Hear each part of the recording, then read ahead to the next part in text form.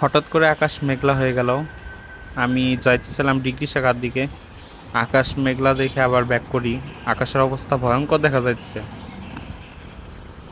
Normal video করে ছাড়লে অনেকে ভাবতো যে ফেক, হয়তো এডিট করা, তাই আমার ভয়েস দিয়ে ভিডিও তৈরি করে ছাড়তেছি। দেখেন আকাশের অবস্থা দেখেন।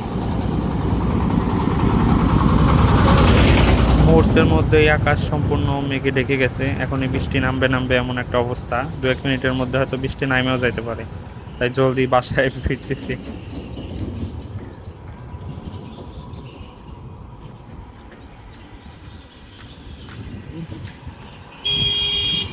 ও ধাক্কা।